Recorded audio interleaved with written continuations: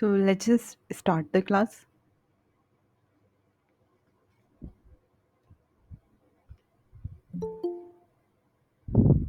I'm waiting for others to join.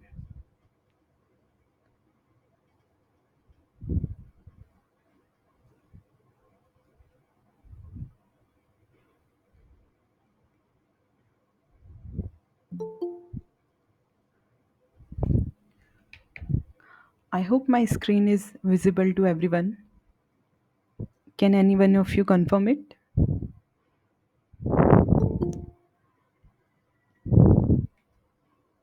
Okay. Shall we start? Say yes, at least.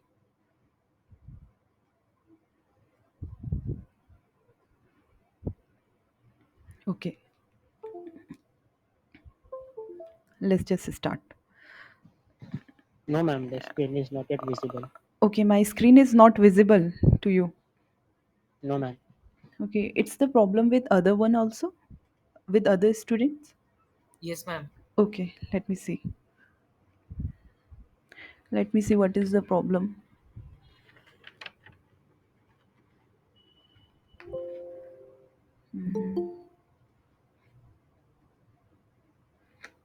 My screen is not visible.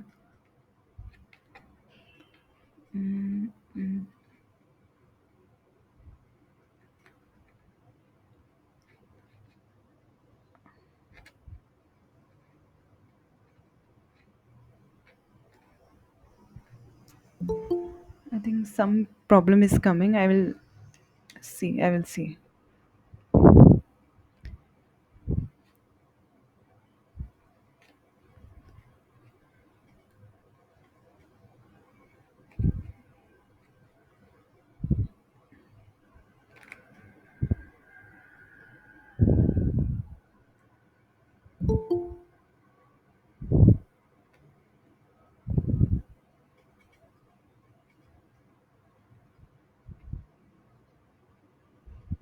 Is it visible now? Yes, ma'am. Okay, Yes, thank ma'am. you. Thank you. Thank you, everyone. Okay, now let's just start the class.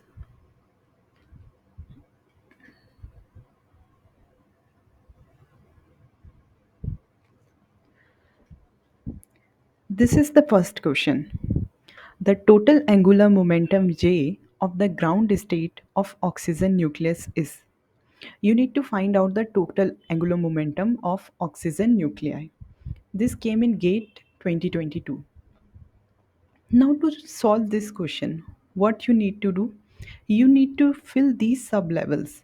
But before filling these sublevels, we should know the background of it, like how these sublevels are coming, what is the physics behind it. Okay, so this is oxygen nuclei or any nuclei you can say. It contains neutron and protons, right? They are collectively called nucleons. Okay, this nucleon has orbital angular momentum and spin angular momentum, right? So what is total angular momentum? Total angular momentum, you know, it is L plus S to, oh sorry, it is L plus minus S to L plus S, right? Okay. So this, suppose this oxygen nuclei has orbital angular momentum of L and spin angular momentum of S. This proton and neutron are fermions. So you know the fermions are half spin integral particle. Okay. Sorry. Half integral spin particle, right? This means the vector addition of L and S will give you J value. Okay. and the J value is restricted to L minus S to L plus S. That means L minus 1 by 2 to L plus 1 by 2. This L minus 1 by 2 when L is anti-parallel to when this L is anti-parallel to S. Okay? When this L is anti-parallel to S, then J will take L minus 1 by 2 value, and when L is parallel to S, then J value will be L plus 1 by 2. Right? Now take a case here. So suppose here, take a case. L is equals to 0. L is equals to 0 and S is equals to 1 by 2. That means J is equals to L plus S, 0 plus 1 by 2 is equals to 1 by 2. That means you can see here, as you can see here, this is 1s 1 by 2. Why s? Because L value is 0, and you know it very well. When L is 0, then it is s. When L is equals to 1, it is p. When L is equals to 2, it is d. Okay, and J value is given here. This is 1 by 2. Now, how many neutron or proton this 1s 1 by 2 sublevel can house? That will be given by 2j plus 1. Okay, that means if suppose j value is 1 by 2, so it can house how many neutron or proton? 2 neutron or proton.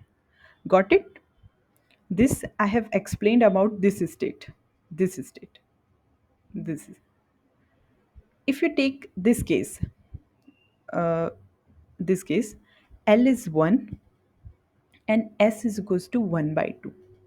So there you will see L minus S is equals to 1 minus 1 by 2 is equals to 1 by 2. There is one state, that is 1p 1 by 2, and there will be one more sublevel, that is L plus S. 1 plus 1 by 2 is equal to 3 by 2. That means 1p 3 by 2. So these two sublevels because of this. Okay, so in a similar way, when L is equals to 2, so there you will see there will be different state. So that is why these sublevels are there. And you know how many neutron or proton these sublevels can accommodate. So if it is 3 by 2, J is 3 by 2, that means it can accommodate 2J plus 1. That means how much? 4 nucleon. Nucleon means 4 neutron or proton. They will be filled differently. Now here you can see the oxygen has how many proton? 8. And what is the number of neutrons? 17 minus 8 is equals to 9. So can any one of you tell me which one will provide the total angular momentum? Because proton is even and neutron is 9. So neutron will play the deciding role because this proton will couples to give J is equals to 0 because they are even. So they will couple to give J is equals to 0 like this way. 1s 1 by 2 will fill 2, 1p 3 by 2 will fill 4, and 1p 1 by 2 we can fill 2. That means they are all filled. The only deciding factor will be neutron. So let's just fill neutron. 1s 1 by 2 will 2 neutron will be filled in this sublevel, and 1p 3 by 2 means 4 neutron, and 1p 1 by 2 means 2 neutron, and 1d 5 by 2 can accommodate 6, but there it is only 1. So this is the total angular momentum of oxygen nucleus. That means the answer is 5 by 2. So see, in this question only angular momentum is asked. See, angular momentum is asked. Suppose if they asked you to find out the parity also, so how would you have performed if parity was also required in this question? Because right, currently we are asked only angular momentum. So if question such question is coming in the examination, like you have to find out the angular momentum and parity, then parity is, it's very simple. Like last class we have done the beta decay. In it I told you like parity is minus 1 raised to the power L. So you just have to find out that the last neutron went to this state, this sub level. So here D, so D means L is equals to 2. Okay. So parity will be minus 1 raised to the power 2. So it is positive. So that means it will be 5 by 2 positive. So parity was not asked in the question, but I just told you, like if suppose angular momentum and parity both are coming in the examination, means you are asked to find out the angular momentum and parity of any nuclei. So this is the way you should do this question. I hope this is clear to everyone so that we can proceed for the next question. And I Ma'am, want, yes, ma'am, I have a question. Can we use the Hund's rule? Hund's rule, Hund's rule. This rule also to calculate the ground state of the Trump symbol, Okay. and we have used here the shell model from the Hmm. nuclear fusion. Nuclear, huh. Uh, that is the basically ground state spin pairing. Hmm, Okay, hmm, hmm. can we use the Hund's rule? Because Uh, Hund's also gives the ground state Trump symbol. Okay, but actually, see, Hund's rule, talking about Hund's rule, so I have not prepared for Hund's rule. If yes, I can take your query and will explain you in the next class. Okay, ma'am. Okay. Okay, huh? Thank you for asking the question. Right. So I want the next question for you guys. I have prepared this question. I mean, this also came in the gate examination, but I want you to at least do this question. 1 or 2 minute time I'll give you. So this question is the nuclear spin. See, here it is asked, find out the nuclear spin and parity of calcium in its ground state. So you just answer is clear, like answer is A, but I want you to at least try this question. I'll give you 1 minute time. Everyone, please do this question. I can give you this figure is 20 calcium 40. I'll give you this figure so that it will be easy for you to fill that.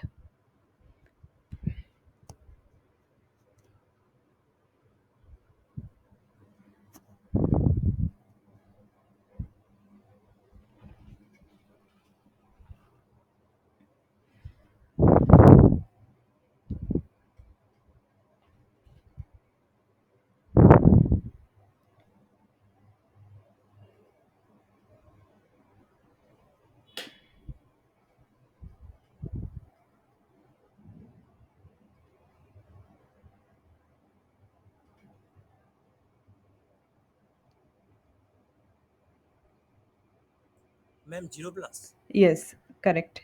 Because you can see here that if you start filling the neutron and proton, so here you can see neutron is also 20 and proton, the number of protons are also 20. So both are even, right? And I told you if this is even, that means total angular momentum will be 0. Now you need to find out the parity also. So just start filling in this. 3 by 2, 1p, 1 by 2. What is next? 1d 5 by 2, 2s 1 by 2. 1d 5 by 2, 2s 1 by 2, and 3d 1 by 2. So last will go in this subshell. So here d is 2, right? L is equals to 2 for d. So minus 1, 2 is equals to 1. So that means the answer is this one, 0 positive. So it was a very straightforward question. All these questions came in gate examination for 1 marks. So these questions are like you can score more marks in such questions because they are very straightforward. Here we are also knowing the background of it, but in examination you just need to start filling all this shell, everything. This is the third question. This third question is from particle physics. This is a very interesting question. I mean, it's like you just need to spend only one, like it's the question, like it's a 2 second question. I mean, it's a really very simple question, but we will do it in a traditional way because to know everything, like otherwise this is a very simple question. So we'll start. Here I'll read the question. A particle X is produced in the process pion positive, proton, cation, and this X. We don't know what is this particle, and that we need to find out. So this process is going via strong interaction. You know, all the particles that are involved in this process are hadrons, and hadrons undergo strong interaction, and leptons undergoes weak interaction. Leptons do not undergo strong interaction. So if the quark content of K positive, it is given to us US bar. Okay, the quark content of K positive is given to us, and we need to find out the quark content of this X. As the question says, first thing we need to do is to identify the particle. But before that, again we'll go for the background of it. This is hadron. Hadrons are divided into two classes. One is baryon, other one is mesons. Baryons are fermions. Okay, spin half particle, and mesons are bosons, spin integral particle. These baryons are further divided into baryon and baryon resonance. For baryon resonance, we have 1 by 2 positive. That means angular momentum is 1 by 2 and parity is positive. And for baryon resonance, we have angular momentum 3 by 2 and parity positive. Now there is one more class, that is mesons. Mesons are further divided into pseudoscalar mesons and vector mesons. These pseudoscalar mesons have angular momentum 0 with a parity negative, and these vector mesons have angular momentum 1 with a parity negative. Okay, these are the hadrons. Then in baryons, you can see here that this baryons contains how many? 1, 2, 3, 4, 5, 6, 7, 8, 8 elementary particles. And this pseudoscalar mesons again contain 1, 2, 3, 4, 5, 6, 7, 8, 8 particles. Now, you need to find out this reaction is proceeding via strong interaction, and there are certain quantities which need to be conserved when such reaction is going on. Certain quantities. If I look into this equation, so I can easily say that here charge is plus 1, right? Proton charge is also plus 1. So here it is plus 1. So this X particle should also have charge plus 1, right? So the charge should be conserved on both the side. So we will look into these quantities one by one and try to conserve them, like matching them. If left hand side is equals to this number, then right hand side should also match the same number to conserve these quantities. Then only we will figure it out which particle is this. So here it is. Now if you see charge, very straightforward. No, nothing we need to see. This is spin. Now you can go back and look into the table, the spin of pi positive. Sorry, it is yeah, it is spin. So the spin of pi positive is 0. It is fundamental, right? And for proton, it is 1 by 2, since we have already seen that protons comes under baryons and baryons are fermions. So this spin is obviously half integral, and this the spin of cation is 0, then technically the spin of unknown x particle should be 1 by 2, because left hand side quantity should be equal to right hand side. Okay, they should be conserved. Now again, this is the baryon number. So all those particles which comes under baryon have baryon number 1, and all those particles which are not baryon have 0 baryon number. So pion is a meson, so it will have 0 baryon number. Proton is a baryon, so it will have plus 1. Cation is a meson, again, so it will have 0 baryon number. And this unknown particle is, so this unknown particle should have baryon number 1, because baryon number should be conserved. So by this we got the idea that this particle belongs here in this table. So now we'll look up further quantity to identify it. This is isospin. Isospin. So isospin, what is the meaning of this isospin? Okay. So we'll look what is isospin. Suppose we have a system like such an environment in which we have placed proton and neutron both. Where is my, okay, proton and neutron are placed in such an environment where electromagnetic field is not present. So how you will distinguish between proton and neutron? Because proton and neutron almost have same mass, right? So this nucleons like proton and neutron or any other multiplet can be differentiated by this quantity which is known as isospin. This proton and neutron, the multiplet number of this will be 2. So suppose if I have asked you to find out the isospin of this nucleon, so then how you will do? So you will apply this formula. Okay, sorry, from my end, this is thing. So 2 is equals to 2I plus 1. Why this 2 came? Because there are 2 in number. Okay, 2I is equals to 1, I is equals to 1 by 2. And there is one more quantity, that is iz. Here it is I3 written. So iz basically, it is the I value, the I value along z direction.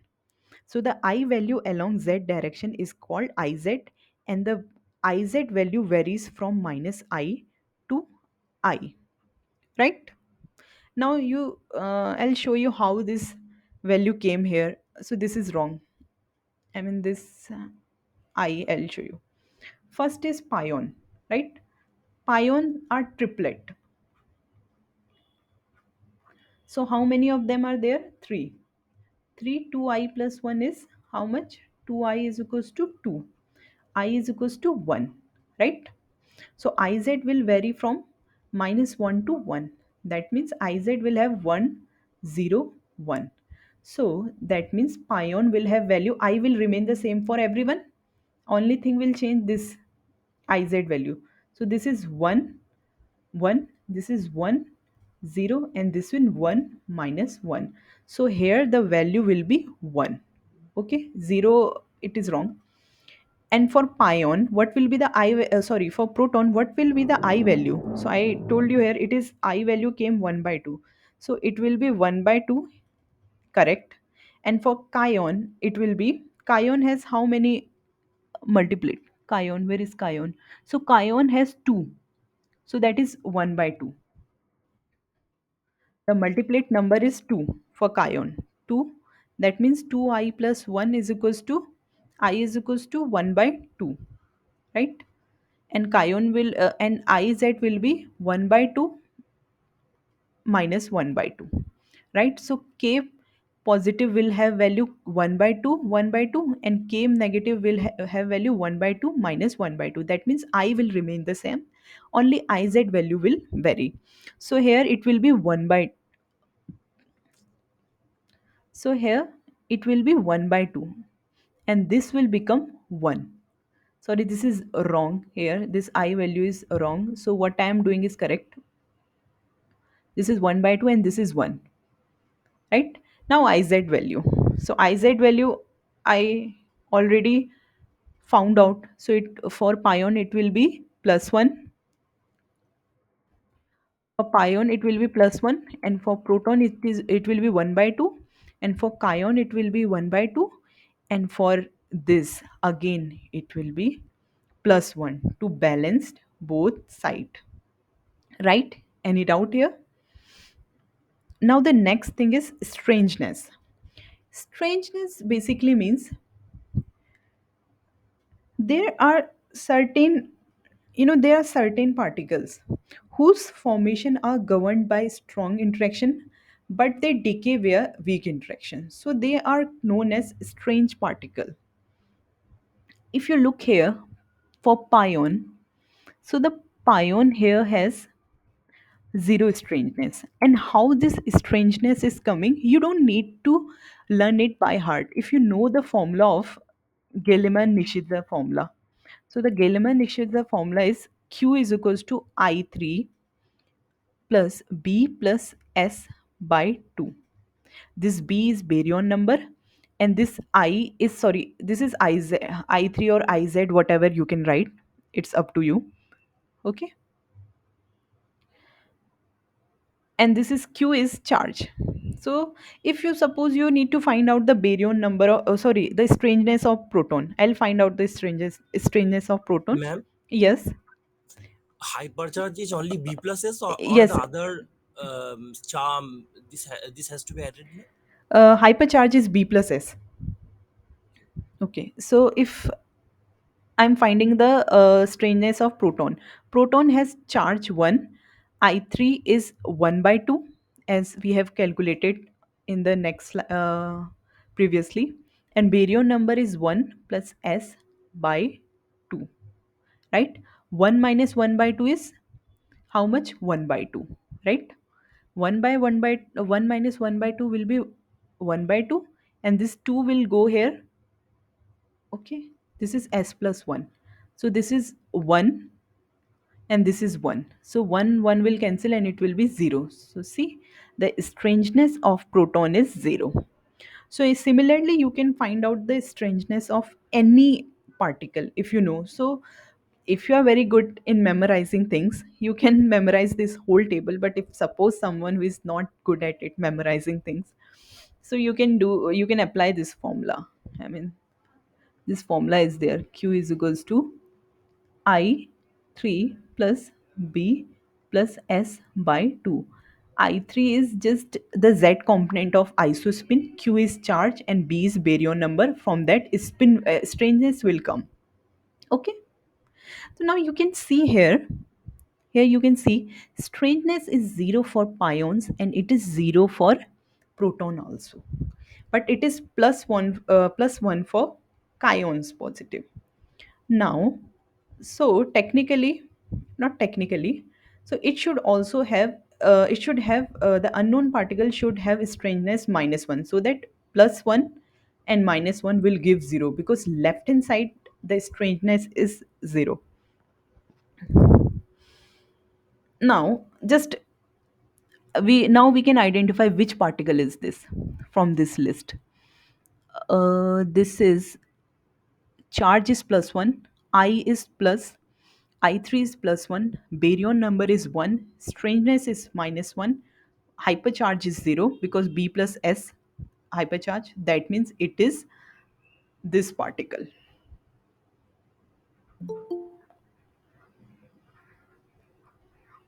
And for that, quark content is UUS. You know it. One more thing I want to add here, that baryons are made up of, you can see baryons here, they are made up of three quarks. But on the other hand, Mesons are made up of one quark and one anti quark. Okay, now you can see this one is matching with it. So the answer is this one. You can solve this Ma'am, question. Yeah, how do I find that sigma plus has the quark content UUD. UUS? Yeah, yeah, very nice question. You can go here. This is the table of quark content. This table. So by this table, so proton has plus 1, right? Proton does not have any strangeness. So that means these will not come into the picture. So U up and down, and these quarks are like these two quarks are first generation quark, these two are second generation, and these two are third generation. Okay, so proton and neutron does not have strangeness content. So strangeness will not come into the picture, only up and down. So now you can see proton has charge 1. Here you can see u this one. Charge for u is 2 by 3. There is one more u, and there is d 1 by 3. So that means 4 minus 1 is equals to 3. So charge is e. And baryon number UUD, for UUD baryon number is 1 by 3 plus 1 by 3 plus 1 by 3 is equals to 1. So similarly, you have this unknown element that we just found out. It is this one, this particle. So for that, we found out that it should be UUS. Why? Because now you can see here, if you add 2 by 3, 2 by 3 with S is minus 1 by 3, you will get a charge plus 1. And one more thing is, this table is, uh, so from this table you can see this strangeness is minus 1 for it, and we have found out that strangeness is minus 1. So S will come. If suppose instead of in strangeness coming minus 1, it would have come like plus 1. So that time you will take S is equals to S bar, because this is anti-quark of S.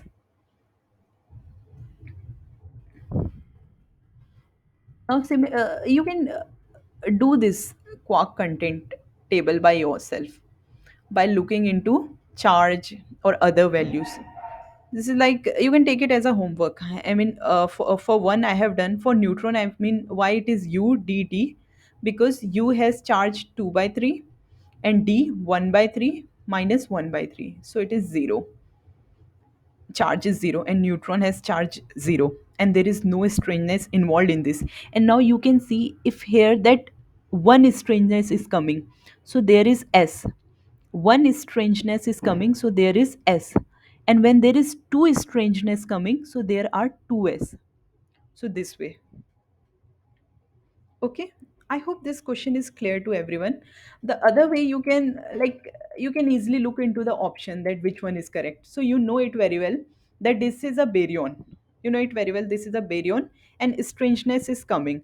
These two, if I see these two options, so they are made up of quark and anti-quark, right? Again, they are made up of quark and anti-quark. And I already told you that mesons are made up of quark and anti-quark. But here, the strange particle is a baryon. So we are left with these two. Okay? We are left with these two, but we know that one strangeness is coming. So that means this one will be the answer. This is a short trick. I mean, when such questions are coming in the examination and they are of 1 marks, so just use this. Now I will move on to the fourth question. This again, I want you to at least do this question, because this is also a it's very easy question. I'll read the question. A particle Y undergoes strong decay. So this is the strong decay. This particle is some particle. This is pion negative plus pion negative. The isospin of pion, you need to find out the isospin of pion. I want all of you, at least I want all of you to do this question. I'll give you 1 minute time. This is again very easy question. So pions are pi positive, pi 0 and pi I have negative. one. What? 1. One you just solved before. You just did this before Ha, ha, before slide. ha. So it is 1, and iz will be -1, 0, and 1. So for pion negative, this will be 1 minus 1. Okay. So the isospin will be 1. So it is 1 and it is 1. So it is 2. So this should also have 2 isospin, right? And this is via strong decay. So now this is the table, and you can see in strong decay, isospin is conserved.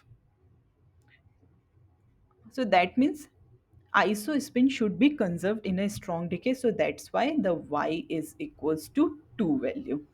This also came in gate examination for 1 marks. These are the questions of 1 marks. Next time I'll try to Ma'am, solve. please Yes, explain again why. How do you know that it will be two? it will be 2 because this pion will give 1 and this pion will give 1. So 1 plus 1 add will give 2, right? So right hand side, the isospin value is 2. So left hand side should also have same value because this process is happening by strong decay. And I know that in strong decay, isospin should remain conserved. I mean isospin should remain. So that means left hand side should also have 2 as its value, like right hand side has. Okay. So this is a very important table. I mean, suppose such questions are coming. I'll give you one question, right? So if you can see here that in electromagnetic and weak interaction, isospin is not conserved. Okay. In electromagnetic, I'll repeat, in electromagnetic and weak interaction, isospin is not conserved. So they will give you such questions they will put question in such a way where right hand side isospin is not matching with left hand side isospin. And the if the process is going by strong interaction, you will say this process will not happen because isospin is not conserved. But if suppose the process is going on by electromagnetic or weak interaction and isospin is not conserved on both sides, then the process will proceed. It will depend on other quantities also. So this table is also very important. I mean, from exam point of view, this table is very important because in nuclear and particle physics, they will give you some random, so many means processes they will give you. They will give you so many reactions like these particles are combining and they are giving two other particles. So, will this reaction proceed? Will this reaction proceed by strong interaction? Will this reaction proceed by weak interaction? So, you need to find out each quantities like first charge, baryon number, isospin, Z component of isospin, strangeness. You need to find out in such a way so that at the end you can come up with a question that this reaction will proceed via this interaction. If suppose I am giving you any equation and I am telling you this reaction will go by which interaction, either it strong reaction, electromagnetic, or weak.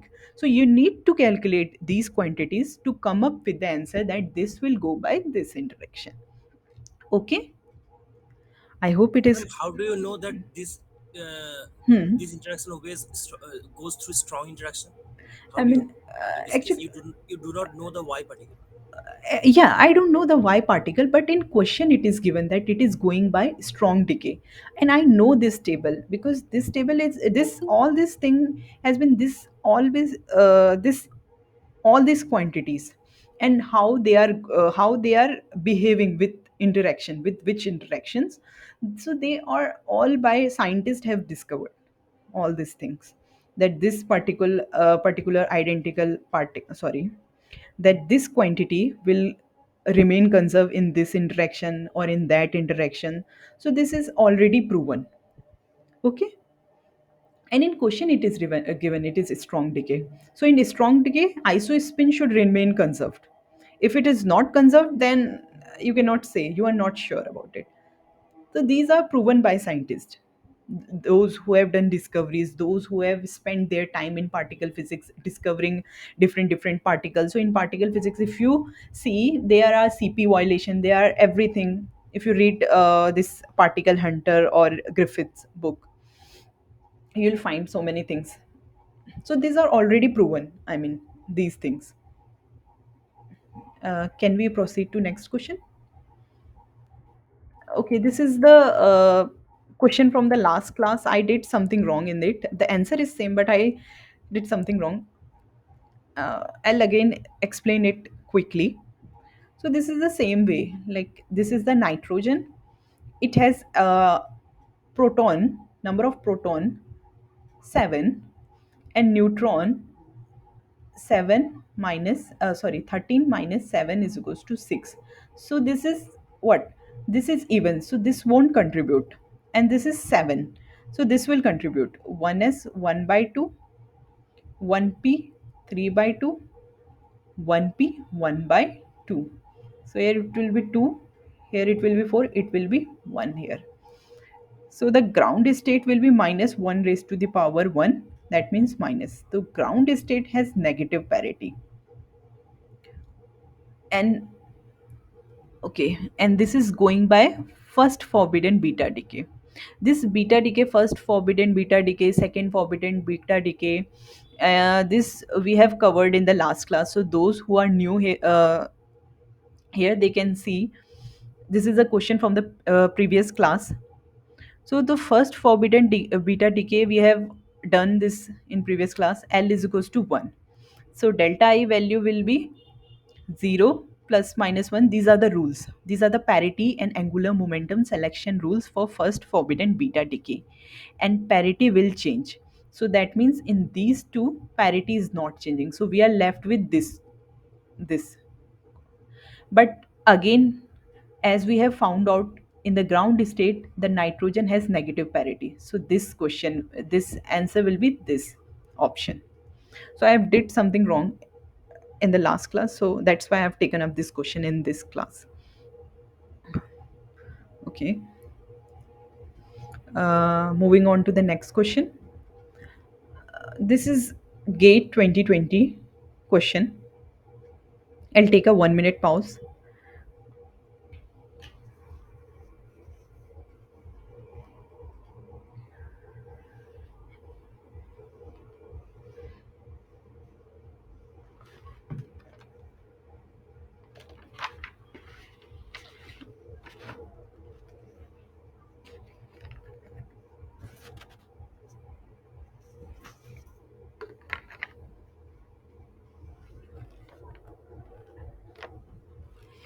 Now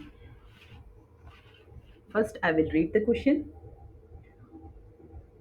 According to the Fermi gas model of nucleus, this Fermi gas model of nucleus, the nucleons move in a spherical volume of radius this. This is the nuclei, and they are saying this nuclei is spherical in shape, and nucleons, neutron and protons are moving inside it. Hmm? The radius of it is given by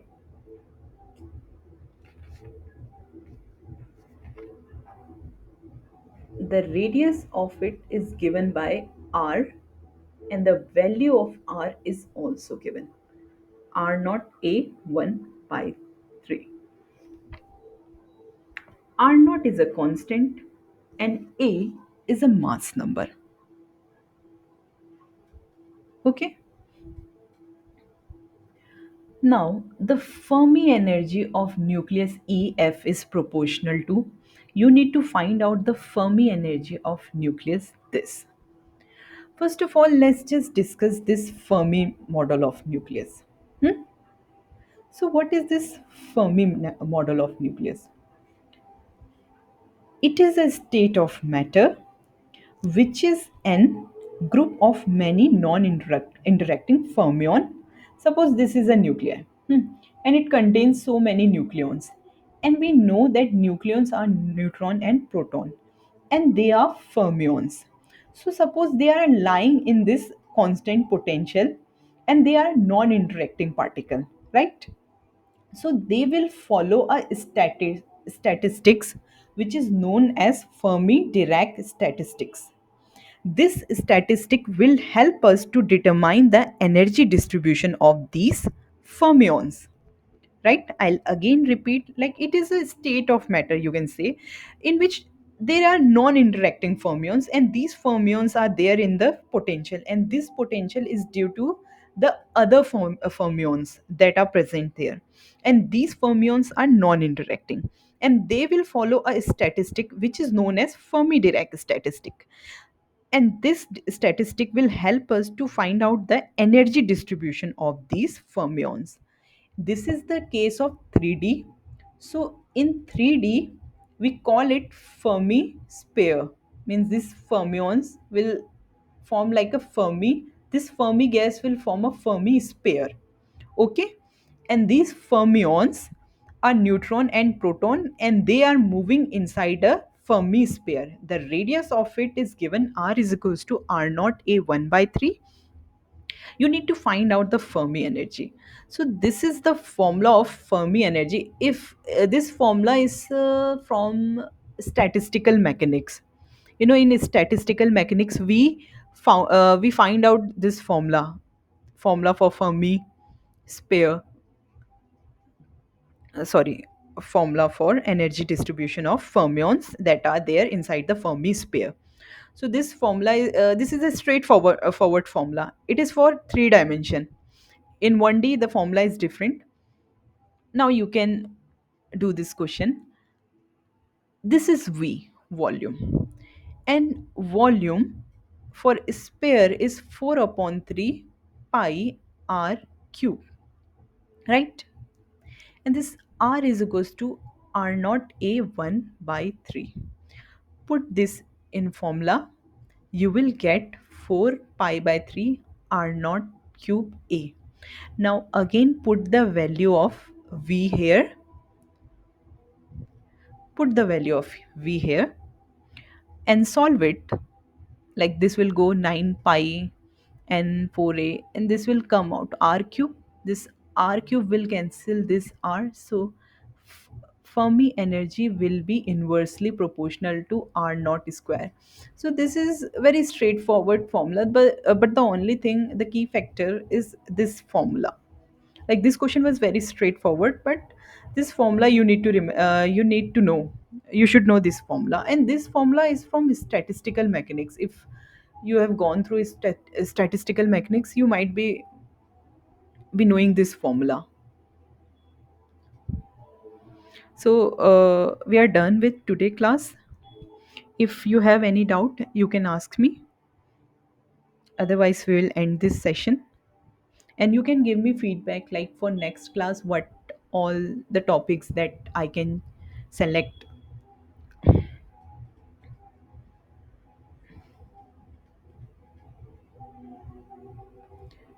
Ma'am, if in a nucleus both neutron and proton are Hmm. odd Hmm. number, then which one will decide the total angular momentum? Actually, it is a very nice question. Yeah, I'll tell you which one will decide. So there is a rule. Suppose if is there any space? Yeah. So neutron and proton, when neutron and proton both are even, then you know it's zero. Straightforward. When neutron is even, proton will decide. If proton is odd, when proton is even, neutron is odd, so neutron will decide. If both are odd, then this is very interesting. So this will have some j1 value, suppose and some l1 value, right? This will also have some j value and some l value. I'm denoting a neutron by j1, a neutron angular total angular momentum by j1, and orbital angular momentum by L1, and for proton J2 and L2. So what you need to do, you just add all these, J1 plus J2 plus L1 plus L2. Okay, if it is coming even, if it is coming even, so what will be the spin? Spin will be J1 minus J2. Okay. If it is coming odd,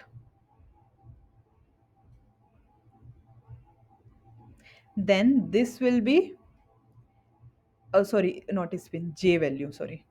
Then this will be J1 plus J2, and parity will be as usual. Parity will be minus 1 raised to the power L1 minus 1 raised to the power L2. We'll do this question like design question like this way. Suppose, Ma'am, okay, what's this J1 and L1? J1 and L1, yeah, I'm taking one question so that it will be, will get more clear understanding of this question. Suppose we have three, what is hydrogen, helium, lithium? Okay, so we have this lithium. We'll take it. No, seven will give how much? Seven minus three will give even. We'll take it six. We'll take it six. Okay, and then there is, yeah. So this is three, six, three. Six minus three is three. Okay, both are odd. That means n is also three, p is also three. Okay, so fill it. One s 1 by 2, 1p 3 by 2, right?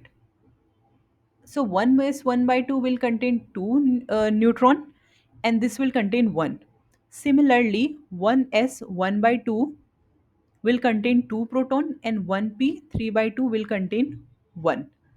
Now, for neutron, J1 value is how much? 3 by 2, because last neutron went to this subshell, right? And what is the L1 value? This is P. So what is the L1 value? 0, 1, right? Similarly, for proton, J1 value is, because last proton went to 3 by 2, and L2 value is how much? 1. Okay, add them. J1 plus J2, L1 plus L2.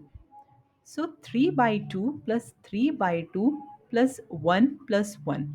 How much? This is 6. No, this is 2, 3, 3, 2 plus 2. This is 6 plus 4 by 2. This is 10 by 2 is equals to 5. So this came out odd, right? So the total angular momentum value will be J1 plus J2. J1 was how much? 3 by 2. J2 was how much? 3 by 2. So that means 3 by 2 plus 3 by 2. How much? 3. And parity will be like 1 minus L1 minus 1 raised to the power L2. So minus 1 L1 is 1, minus 1 L2 is 1. So this will be minus 1 into minus 1 is equals to 1. So the answer will be 3 with parity positive. I hope it is clear. Hmm? Yes, ma'am. Okay.